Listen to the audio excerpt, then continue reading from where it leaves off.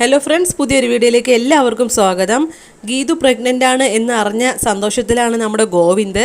പക്ഷേ ആ ഒരു സന്തോഷം കെടുത്താനായിട്ട് നമ്മുടെ രാധികാമ്മ പ്ലാൻ ചെയ്യായിരിക്കും ചെയ്യുന്നത്. ആ കുഞ്ഞ് ഈ ഭൂമിയിൽ ജന്മം എടുക്കില്ല എന്ന് തന്നെ ഉറപ്പിച്ച് പറയായിരിക്കും നമ്മുടെ രാധികാമ്മ.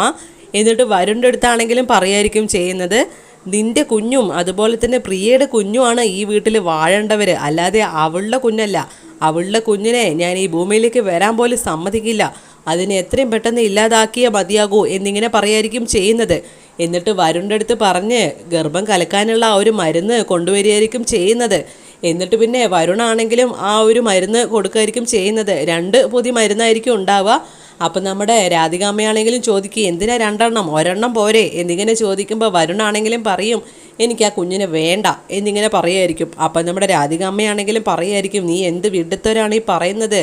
ആ കുഞ്ഞ് നിൻ്റെ ഭാഗ്യമാണ്. ആ കുഞ്ഞ് വരാൻ പോകുന്നു എന്ന് അറിഞ്ഞതുകൊണ്ടാണ് കണ്ണന് നിന്നോട് കുറച്ചെങ്കിലും സിമ്പതിയും മാപ്പൊക്കെ തോന്നിയത്. നീ ദയവ് ചെയ്ത് പൊട്ടത്തരങ്ങളൊന്നും കാണിക്കരുത് എന്നൊക്കെ ഇങ്ങനെ പറയുമ്പോൾ വരുണാണെങ്കിലും ഓക്കെ ഞാനൊന്നും ചെയ്യുന്നില്ല എന്നുള്ള രീതിക്ക് ഇങ്ങനെ പറയായിരിക്കും ചെയ്യുന്നത്.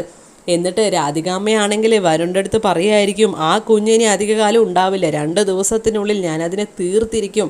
അപ്പോൾ വരുണാണെങ്കിലും ചോദിക്കുന്നുണ്ട്, അമ്മ എങ്ങനെ കൊല്ലാനാണ് പ്ലാന് എന്നൊക്കെ ഇങ്ങനെ ചോദിക്കുമ്പോൾ രാധികാമ്മ പറയുമായിരിക്കും, എന്തായാലും ഫംഗ്ഷൻ വെച്ചിട്ടുണ്ടല്ലോ, ആ ഫംഗ്ഷൻ്റെ ഇടയ്ക്ക് ഗീതുവിന് വയ്യാതെ ആവുമ്പോൾ ഛർദ്ദിച്ചൊക്കെ ഇരിക്കുമല്ലോ, ആ സമയത്ത് ഞാൻ തക്ക നോക്കി കൊടുത്തോളാം, ആരും കാണാണ്ട്. അവളത് കുടിച്ച് ആ കുഞ്ഞിനെ ഇല്ലാതാക്കിക്കോട്ടെ. 2 ദിവസം കഴിയുമ്പോഴായിരിക്കും ചിലപ്പോൾ ആ കുഞ്ഞില്ലാതാവുന്നത്. അപ്പോൾ ആർക്കും ഒരു സംശയവും തോന്നില്ല. എന്തായാലും എൻ്റെ പ്ലാന് ഞാൻ വർക്കൗട്ടാക്കിയിരിക്കും എന്നിങ്ങനെ തീരുമാനിച്ച് കച്ച കെട്ടി ഇറങ്ങുകയാണ് നമ്മുടെ രാധികാമ്മ. അപ്പോൾ നമ്മൾ കണ്ട് തന്നെ അറിയണം, ഇത്രയും വലിയൊരു സന്തോഷം രാധികാമ്മയായിട്ട് കെടുത്തു. എന്താ സംഭവിക്കുക എന്നൊന്നും പറയാൻ പറ്റില്ല. അപ്പം നമ്മളെല്ലാം കണ്ട് തന്നെ അറിയണം.